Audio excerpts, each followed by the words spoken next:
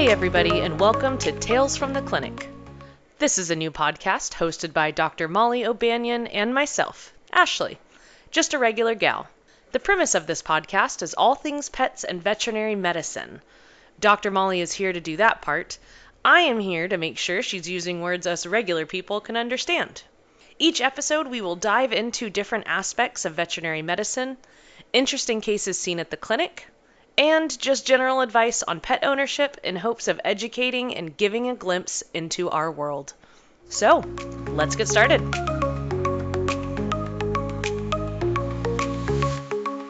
Hello, everybody. Welcome to this new episode of Tales from the Clinic. We are excited to be here, and I think we're both awake. We both seem awake. Molly had a Coke in her pocket. I forgot. She forgot it was in her pocket.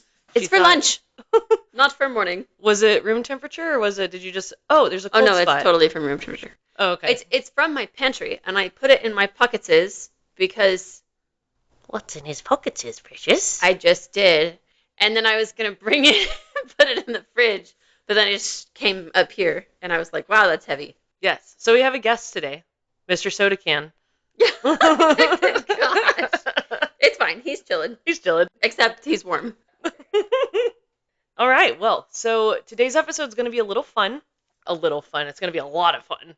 It's going to be funny. We're talking about wives' tales, old wives' tales that you've heard, and some of the things you hear like country or just before veterinary medicine developed, and some of the ones that have somehow clung on through the years.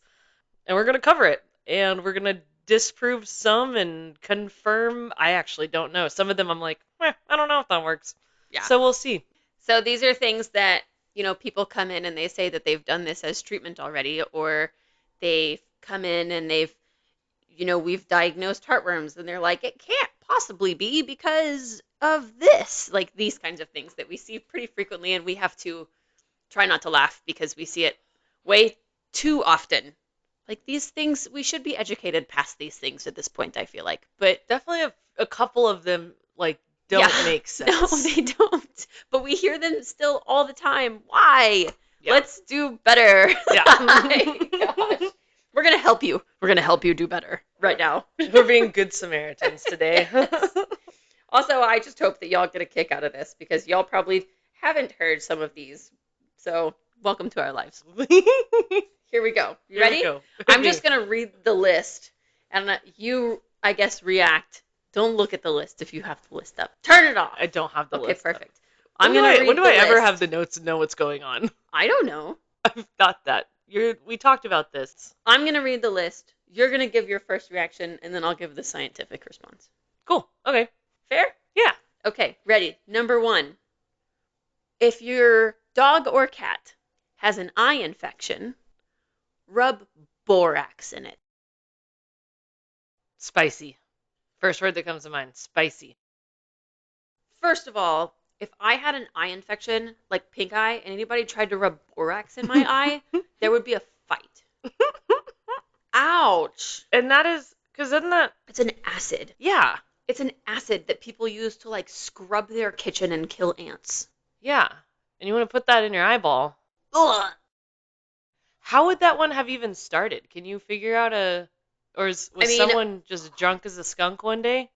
An infection is technically bacteria, and I don't know how anything could live through borax. Yeah. So sure, it might work, but you're also... Your eyeball will no longer have a bacterial infection because your eyeball will no longer be eyeballing. Oh my gosh. And honestly, this is sad because I have seen this. Yeah. I haven't just heard this. I've seen this. I have seen a cat come in, and the owner had been pouring borax in its eye for a week, and she was like, I don't understand why it's not better. And it had a giant melting ulcer.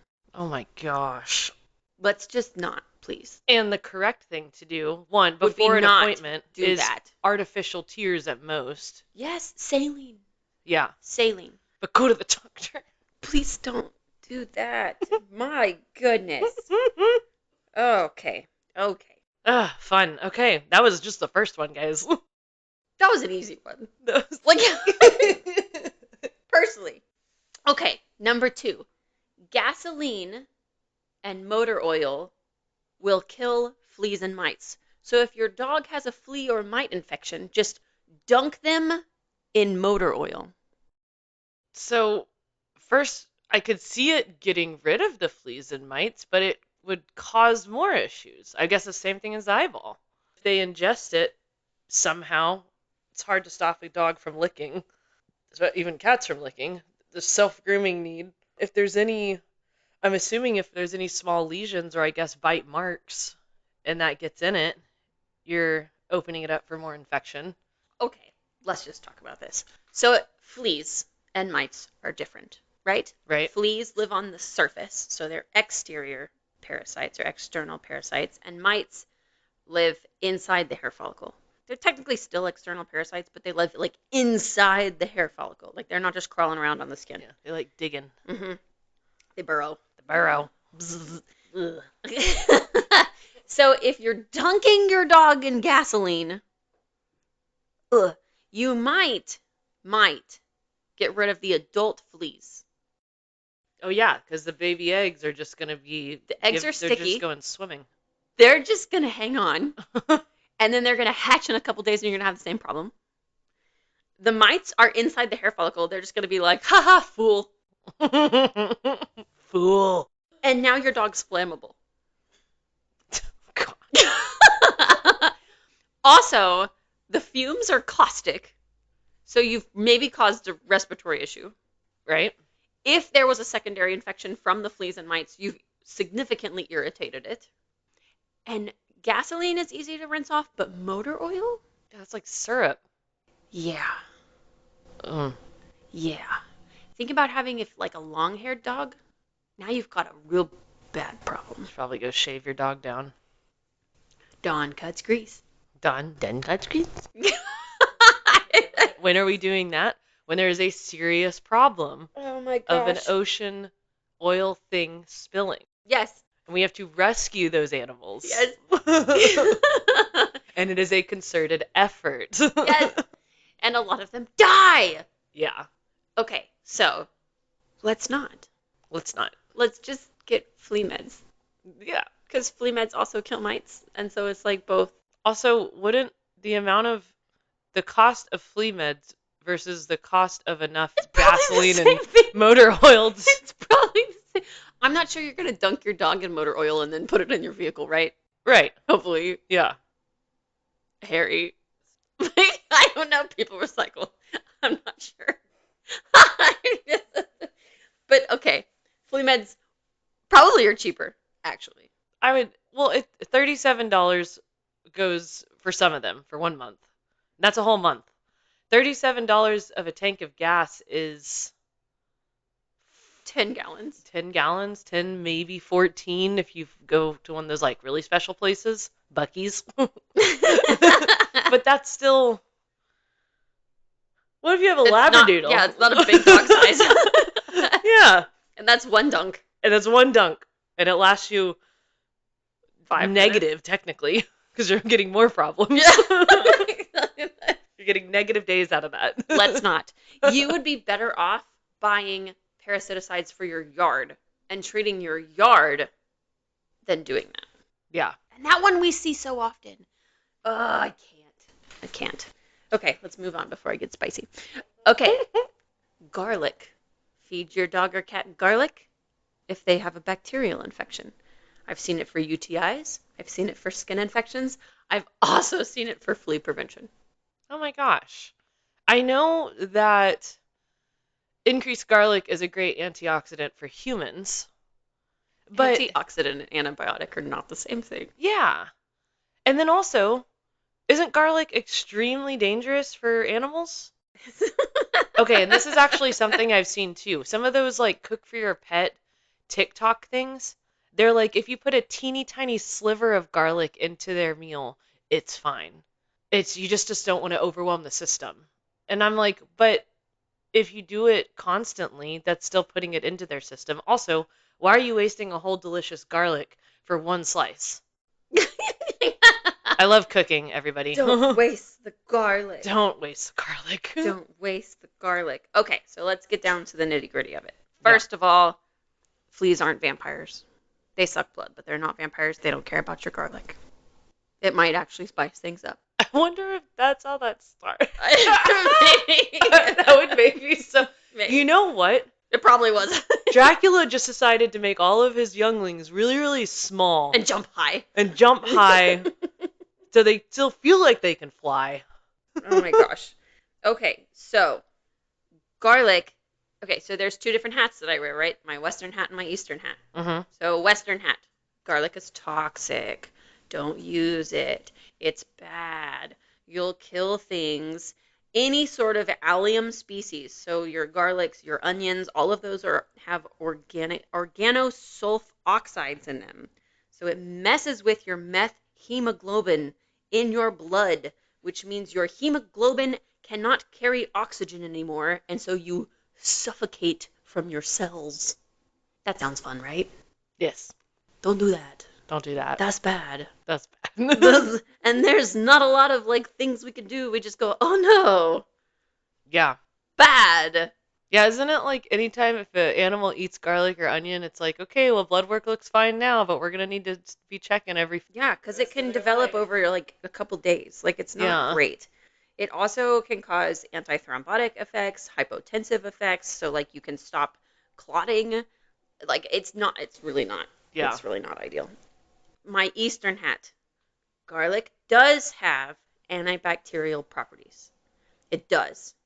So in humans with respiratory disease, you've heard of drinking garlic water, garlic lemon water. Yeah. It does have antibacterial properties. There are some herbs that we use in veterinary medicine that have minute, very, very small amounts of garlic. Yeah. But they're very, very small amounts. They're not a clove. There's something also about so garlic powder is made from the skin around each clove. Yeah. So where it comes from matters. And I think the species of garlic matters. Oh, I didn't even think about that. Mm-hmm. Because there's different species. This goes for leeks, this goes for chives, this goes for onions, this goes for all of those types of things. Yummy. I love cooking with those. So when you're feeding your dog a steak and it's dosed in garlic butter, yep. Number 1, pancreatitis. Pank. Them pank titties be pankin'. Number 2, garlic. So not only are you causing them to vomit and diarrhea, but you're also causing them to suffocate from their cells. Yeah. That sounds really fun. Please stop. Please. I love your pet. Please stop. Antibiotics may be better in that situation. Yeah. Now, natural things. So if you want natural things, there are some options. Lemon is also an antibiotic. Lemon can help. Please don't drown your dog in lemon. But a little bit of lemon can help. Turmeric, a little bit of turmeric has anti-inflammatory properties, can help. It's not going to fix life. You need multimodal. You use the best of both worlds, right? Turmeric with some antibiotics might heal your dog a bit faster. Yeah. We might be able to decrease the dose of the antibiotic used if you're using lemon and turmeric. But lemon and turmeric on their own may not do it. Yeah. Well, and I feel like that's probably a development from when that was discovered back in the day, there was a lot less chance of hey, if Floof, can we bring Floof back again? I love Floof. Floof is invincible. Floof's been through it. But if Floof got an upper respiratory infection, back then, before medicine existed, it's hey, try these, hopefully we make it. But yes, the mindset back then was but we they also might didn't not know about the side effects, and we didn't have many other choices. Yeah. So, best of both worlds. Yeah. Let's talk about penicillin. So, how many people died of the plague? A third of the population in Europe? Yeah. That's a lot of folks. Yeah. And then somebody found out that a fungus kills bacteria, and now we can treat the plague. If you go out in Arizona and you pet a prairie dog and you get the plague, guess what? It's going to be okay. It's going to be okay. Back in the day, dead. Now, we also have antibiotic resistance issues happening, so no, we don't need to abuse them. But they have a place. Yeah. Please don't be scared of them. They have a place. Unless you wanna test your luck with the plague, and then by all means, I can't control you. Gah. Okay, ready? Another one. Another one. If my dog has a warm nose, they must be sick. I guess I could go for cats too. I could see how that one has survived. Yeah, because people think that it's a form of temperature taking. Yeah. It's not. Yeah. Well, and I also, temperatures fluctuate. There's times when my cat, I'm like, oh, he must have a fever because this thing's a freaking space heater when he's sprawled out sleeping on top of me. Mm-hmm. But turns out he's perfectly fine. Their ambient temperature also is just higher than ours. Yeah. So like we run, what, at 98.6 is our ideal. Their ideal is between 99 and 102. Yeah. If they're at 98, I'm like, why are you so cold, sir? Excuse me. Excuse me. I don't even start thinking about fevers on them until they reach 104. Yeah. For us, that's almost like organ death. Yeah. That's when we're like, oh my gosh, run to the ER right now. Yeah. And I'm like, what? Are you hot? It's okay. And if you are going to feel your pet and look for a temperature, like a fever, the nose is not the place to do it. If you want to look for a fever, the ears and along the dorsal spine, so the top of the back, those are the places you want to look, not the nose. Yeah. The ears are really the best. Like if you feel kind of like inside the pinna, so like the flappy, Mm-hmm. like just hold the flappy. That's your best tell. Yeah. Not the boop nose. The boop nose. Could you imagine if I just booped your nose and was like, ooh, I think you have a fever? If doctors like walked in rooms and just were like, hold still, please, and just put their finger on your nose. That's awesome. Okay, ready? Yeah. Cats always land on their feet. I've heard this one, and I've seen it not happen. And it's scary too, man. I've seen them watching cats fall to their death. Not fall to their death, but you see the videos out there of like, hey, let me hold my cat upside down 4 feet above the tile floor in my kitchen and drop it. Haha, look, it turns around and reassociates. Please don't do that. Yes, they have really great little balance mechanisms. Like they do. They do. It is pretty spectacular. However, it's not fail-proof. No. And I have seen many cats that like get excited for some reason and choose on their own accord to jump off the second floor balcony. I don't know why, but it happens. That scares me. And it does not end well. Yeah. Broken Limbs, internal organ damage. Please, no. Yeah. Don't test it either. Don't test it. Okay, ready? A wagging tail equals happy. I know that one's not true.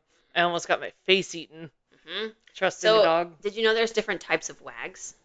I did. Yeah. It's something about the angle, right? The angle and the speed and like how they're holding it. So like you can hold it straight out or you can kind of curve it. And you have to like use your other context clues, right? You can't just look at the butt and say, "Wow, you're in a mood today." Like yeah, you have to. Can you imagine if we were dogs? Okay, no, we're stopping. Okay, you have to look at the butt and the face and the overall posture. You have to use your whole context clues. And like behavior can have, there are people that specialize in behavior, right? Because it is like a whole world and every species is different. I guess we'll talk about mainly dogs and cats.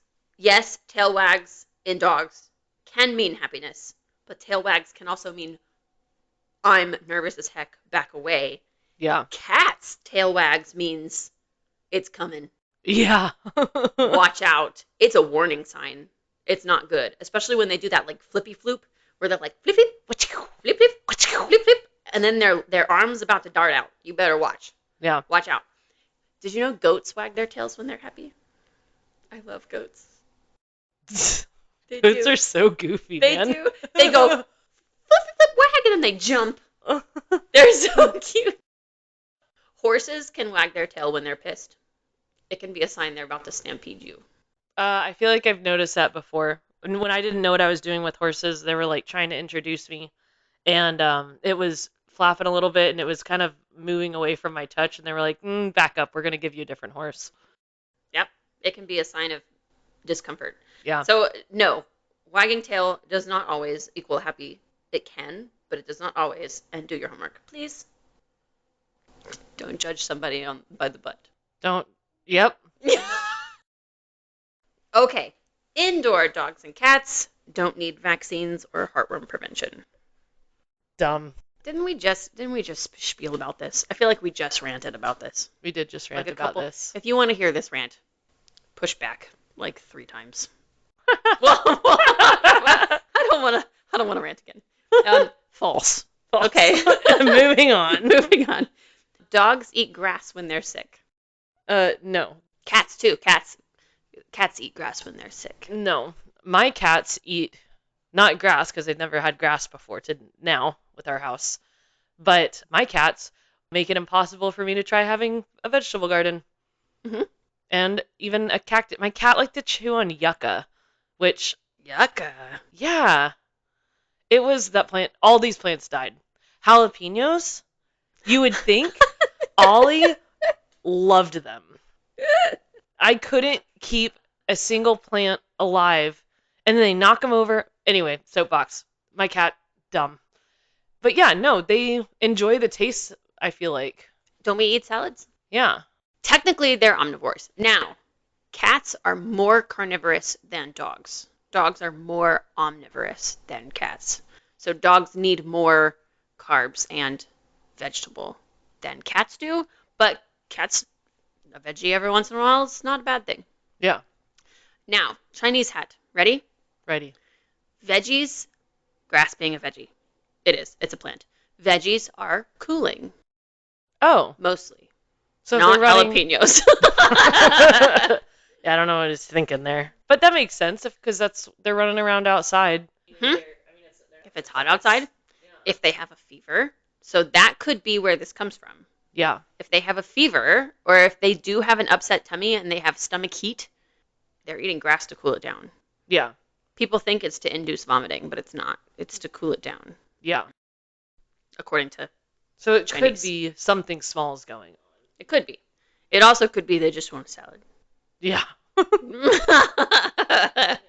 Okay, ready? Ready. Shaving a pet in the summer keeps them cool. I actually used to think this one until I started working here. Yeah. I think it... So many people do this. Like, so many people do this. Are there certain ones where it does help? And there's certain ones, of course, where it's extra bad. The double-coated... The ones with the thick underlayers. They have that thick underlayer for a reason. It's like their internal AC, and you're really messing it up. And the hair doesn't grow back the same. Yeah. It grows back, like, coarse and nasty. Yeah. Because isn't there, like huskies in Texas? One already... Stop it. Yeah, already does not understand. compute. I don't. But if you shave your husky down in the summer, they are more likely to overheat. Yes. Yeah. Well, they just can't. They don't get the airflow. Like, there's a circulation thing that happens in there. Yeah. My hand shows how. I don't really understand it. But It's very good circulation, like everyone. Yep. Yeah. How would I describe that? I'd describe it as the reverse movement of throwing a frisbee without aiming. We'll be clear about that. There's no aiming this frisbee. But imagine release the frisbee, rewind. That is dog AC, according to Molly. It's like an Australian boomerang. I guess. Like, you had to test that? Oh my gosh. Whatever. Don't do it. You're messing with it. Now, if you're doing it to like... Okay, so there's some dogs that it doesn't matter. Like your Shih Tzus and your Poodles and your blah, blah, blah, blah, blah. Those are like fancy, meant to be groomed dogs. Yeah. But like your Huskies and your Great Pyrenees and like those types of things, your Samoyeds, your Malamutes, don't... Yeah. Your Aussies, mm-mm. Yeah. Corgis, bad. Stop it. Yeah. Cats, the only time... Please shave your cats. I always like getting my cat the lion's cut. It looks dumb. Oh my gosh. It just takes their attitude down a notch, right? It puts them back in there. Be humble. Yeah. But whenever we had the hurricane and knocked out power, before I brought them to your mom's boarding place, you were like, if you're worried about them overheating, because it had been like 2 or 3 days without AC, and you said just shave the belly so they can make better contact with the tile. But that's like middle of a hurricane, no power situation. Yeah. In Houston. In It was Houston. like 104 degrees inside our houses. Yeah. It's miserable. Don't. It probably wasn't that hot, but I was panicking. I was sleeping on my they're all tiled fine. kitchen. Ollie was busy eating his jalapenos. Okay, ready? This one's my favorite. Age equals disease. I can't get my pet's teeth cleaned because they're too old. Do you know how many times a day I tell people age is not a disease? And you know how they always look at me? Like you've never been to Hollywood? Yeah. They always look at me like I'm crazy. And then it takes them a minute to compute. And then they go, well, I guess so. Huh. Huh. Huh. And I'm like, is floof healthy? Well, I guess so. Okay. Well, then it's probably worth it. Because if we don't do his teeth, we're going to cause a disease. Yep. Age is not a disease. Age is age. Age is age. And we take certain precautions because of the age, like blood work before things, different drugs. But it doesn't scare me. Yeah. I ain't scared. I'm not scared of nothing. I sedated a 20-year-old cat a couple weeks ago to do its teeth because it was not eating because it was painful. And guess what? It's all better. It's eating. Should we have let it continue to suffer because of its age? No. No. Stop. Yeah. Right? Yeah. And like, yes, we had the conversation of your cat's old and it might have an underlying disease in its heart or something that we can't see. And maybe we have an anesthetic issue. But right now it's not eating. So that's a problem. Yeah. So what do? Do we want to go forward to help it survive? Or do we want to not and it's going to continue to get worse? Yeah. I think that's a fair choice. Yeah. Age is not a disease. Age is not a disease. Write that down. Pen. Okay, ready? Floof isn't painful because he's not crying. All the time. Every day. Every single day. That's funny. It's hard for me. Just want to shake him. Yeah. Not floof. Okay, literally, Floof, imagine this story. Floof comes in, not walking on one of his legs. Like limping, hardcore, like not even putting it down. And I try to give him pain meds, and his owner says, no, we don't want those because he's not painful. What if it's... Okay, wait. Why is he not painful? Because he's not crying. There's a dog currently at our clinic whose tibia was snapped in half. Not to be a wrong leg. Yeah. Someone, I swear someone else said tibia, so I was rolling with what I heard. It's the bone between your shoulder and your elbow. Snapped in half. Guess what? I haven't heard him cry once. He's actually being really cute. Do you think that he's in pain? Yes. Well, I mean, yes. We He's gave on him the some good good drugs. But still, even when he came in, he wasn't crying. Mm-mm. He Guys, was chilling, wagging his tail, happy to see us. if you sprain your ankle, you might cry when it first starts, but you know that thing hurts for at least a week, if not more, and you're limping. Yeah. Are you crying every day? Do you want Tylenol every day? Yeah? Okay, thank you. Can I please give your dog some? Oh, animals in general, have higher pain tolerance than us. We're babies. Humans are the biggest babies. If they're not screaming, it does not mean that there's not pain.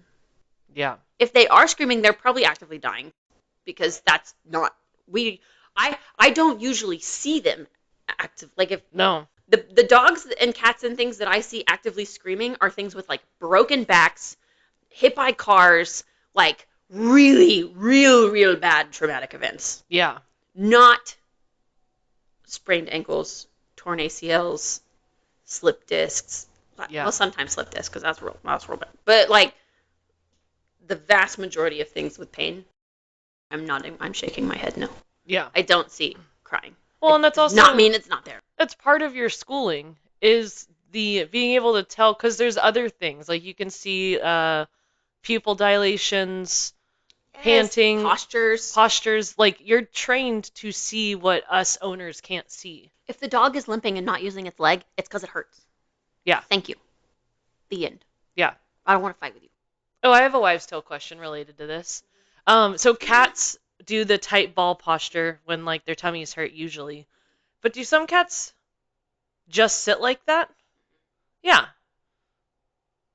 That one's confusing for me.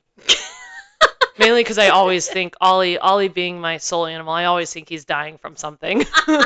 And I'm like, ooh, I should probably take him to the vet because he's in this tight little ball and he's sitting there minding his own business. And then I'm like, Ollie, do you not feel good? And then he rolls over and starts purring and making little mittens and wanting belly rubs. And I'm like, oh, you're fine. You were just upset about something emotionally. See, this not painful one, this one is hard for me because it's like literally my job. It's my job to be their advocate. Yeah. And when I'm trying to give pain meds to something that I know is like an animal suffering and the owner's like, no, he's not in pain. I'm like, stop. Like, please, I'll beg you. Yeah. Or also there was one time, I can't remember, but an owner, it got spayed years ago. We sent home gabapentin and carprofen.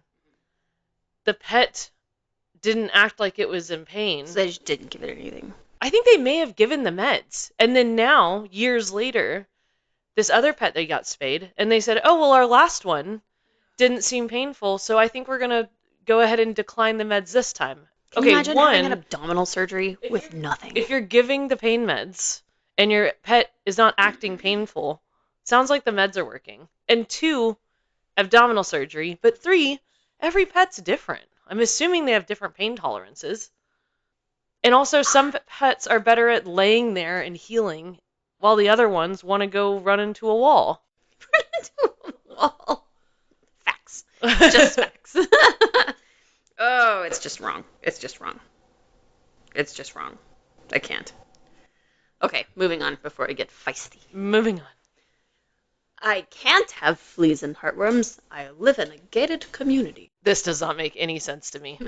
I remember the first time someone made this joke whenever I started working here, and I was like, oh, haha, that's really funny. And then I've heard it come out of people's clients' mouths, and I'm like, what? The security guard at the gate stops all the fleas and says, you are not welcome.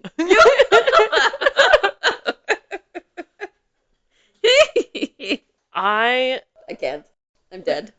They somehow get in your car from the dog park, and the security guard, excuse me, ma'am, you're going to have to open your vehicle. I'm going to need to look for fleas. I can't. Okay, that one no, wrong. Don't be dumb. Moving on. Okay. It's not a mutt.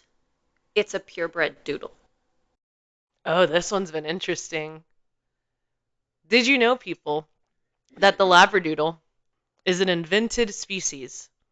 And the guy who created it has regretted it. Did he? I think so. Because of That's funny. Like the neurotic aspect of golden doodles or something. So many people have golden doodles, and so many people love their golden doodles. Labradoodles, they're very cute. Boodles, doodles. There's so many oodles. But a oodle doodle is not a purebred dog. No. In the name is a mutt. Yeah. Labra, doodle, lab, poodle. Golden, doodle. Golden retriever, poodle. Shit-a-doodle. Poodle. I can't. Is that what it's called? I don't know. A shit-a-doodle? There's a Lossapoo, a Lhasa Apso and a poodle. There's a Maltipoo, a Maltese, and a poodle. That one's popular. They're not purebred dogs. They are by... Okay, I understand that you probably paid $5,000 for the Shitapoodle. Shitadoodle oodles. But it's still a mutt. It's still a mutt. I'd probably, if I had a Shitadoodle? Shitadoodle, I think I would name it Shitadoodle. It probably would be cute, but like, there's nothing wrong with it. It just because it's mutts are healthier.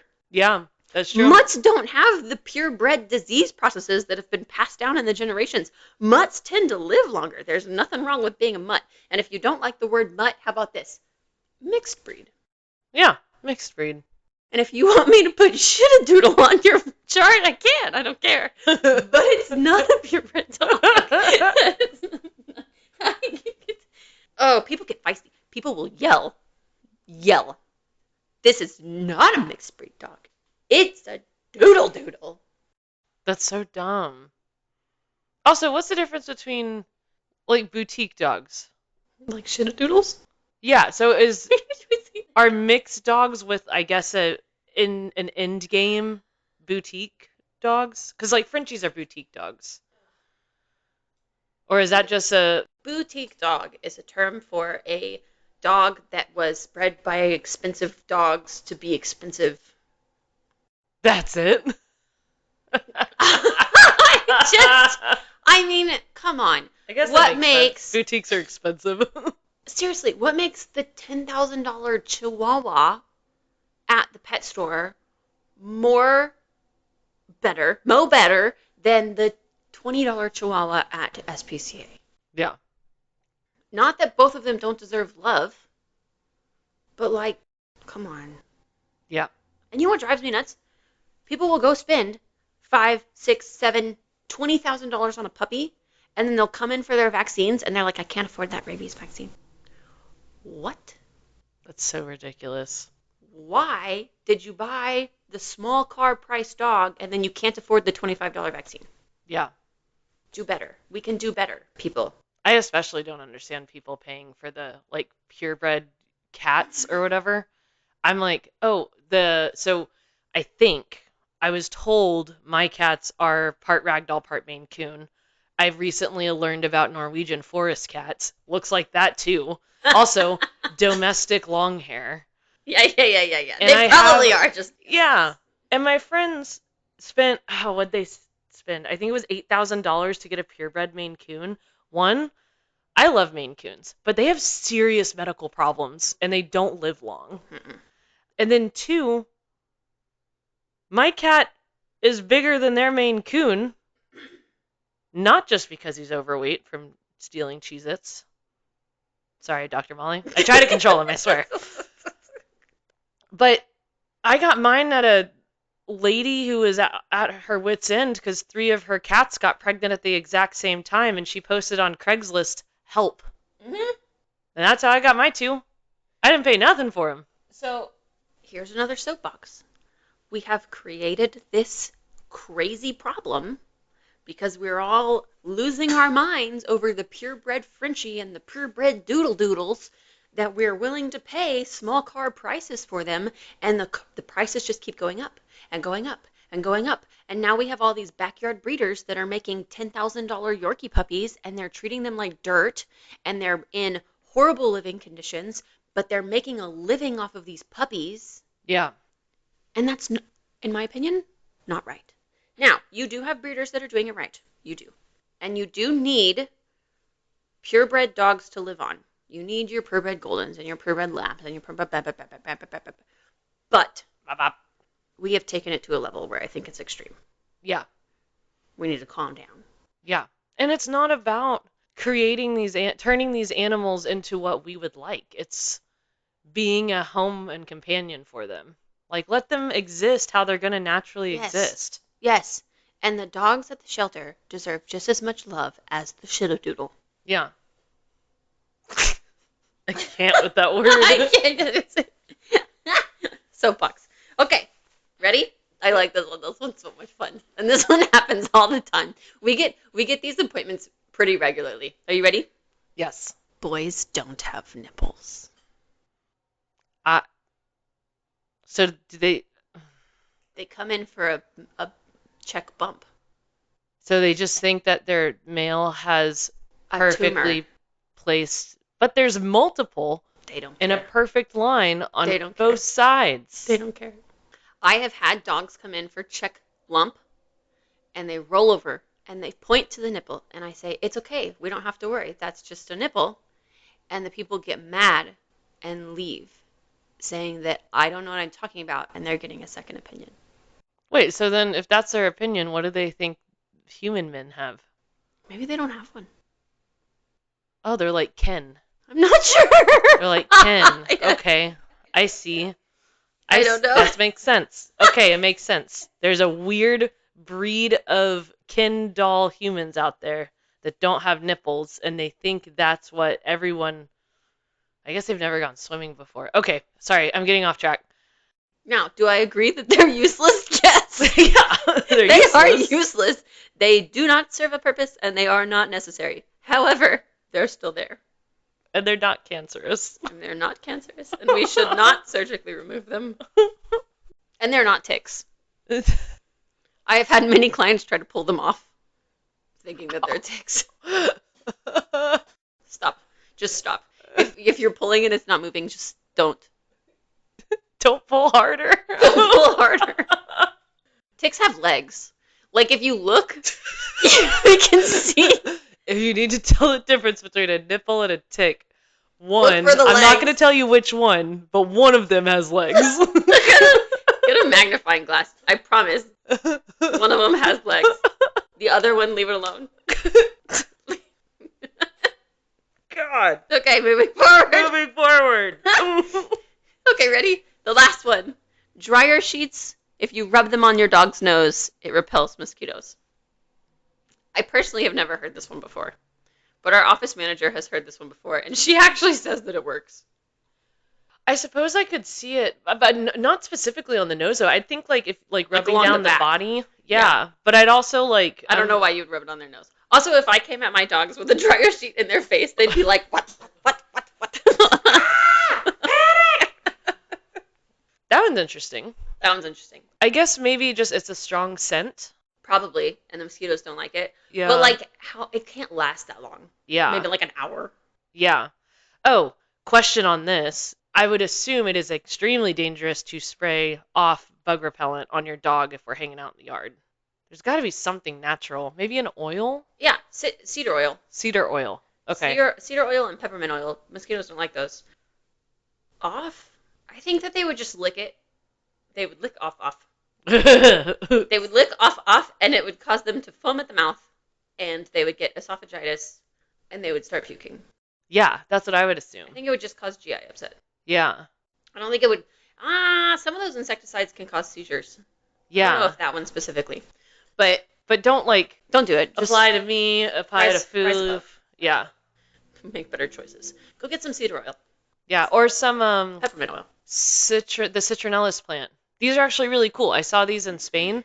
Because a lot of them don't have AC, they don't need it up in the mountains, and so all the monks would leave the sanctuary like windows open, and then outside of each window they planted a citronellus plant, and you just go dee dee dee dee dee, and you just rub it around. I do too. It's awesome. But if you got those and planted those in your yard, your dog will probably rub up against it.